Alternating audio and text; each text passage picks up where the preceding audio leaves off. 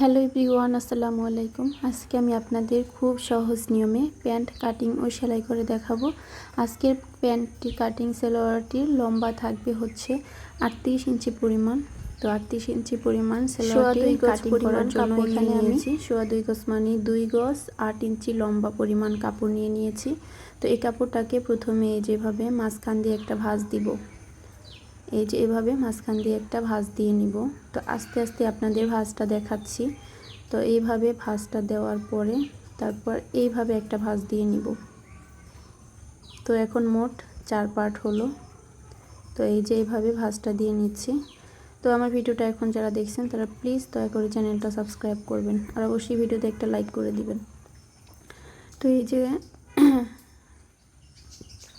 এভাবে এখন সুন্দর করে 4 ভাঁজ দিয়ে নিচ্ছি।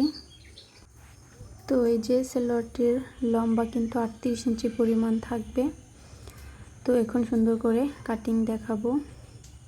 তো প্রথমে আমি 2 ইঞ্চি রাবার ভাঙার জন্য নিয়ে তারপর লম্বার মাপটা দিব। তো এইখান থেকে ধরে 38 ইঞ্চি পরিমাণ লম্বায় একটা দাগ দিয়ে নিব। তো এই যে 38 ইঞ্চিতে একটা দাগ দিয়ে নিলাম।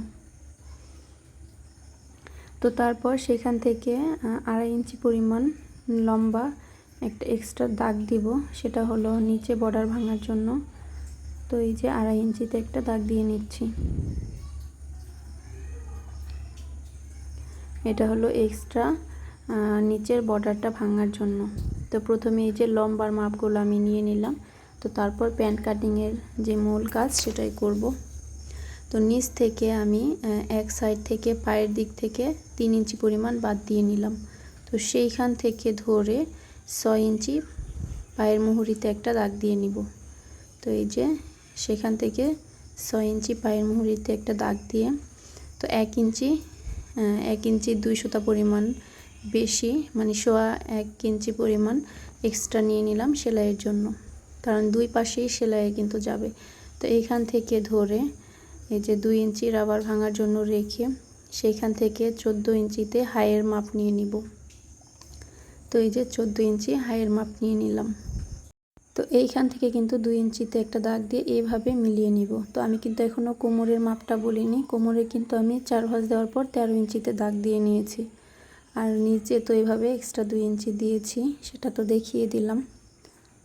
তো এখন এই যে এই নিচ থেকে এইভাবে দাগটা সুন্দর করে মিলিয়ে দিব। এই যে দাগটা সুন্দর করে মিলিয়ে দিলাম। এখন সুন্দর করে কাটিং করে নিব, তাহলে কিন্তু হয়ে যাবে।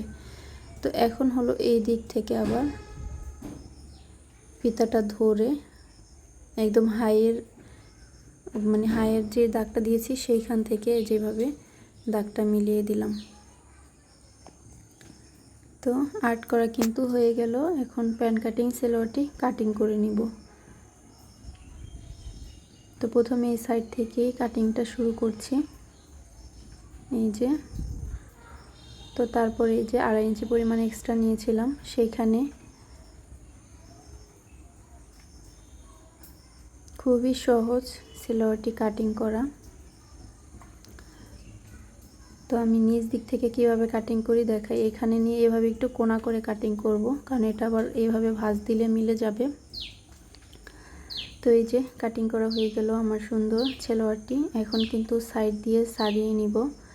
এই যে এখান থেকে আটকানো আছে, তো সেই জায়গাটা ছাড়িয়ে নিব।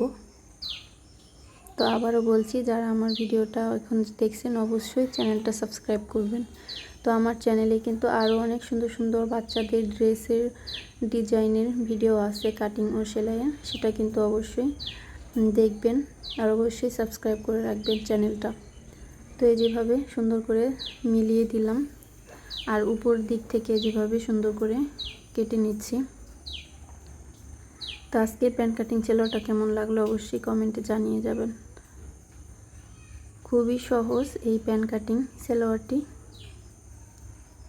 তো সেলাইয়ের ভিডিও দেখতে চাইলে অবশ্যই কমেন্টের মাধ্যমে জানিয়ে দিবেন। তো আজকের ভিডিওটা আর বেশি বড় করব না। সেই পর্যন্ত সবাই ভালো থাকবেন, সুস্থ থাকবেন। আল্লাহ হাফেজ।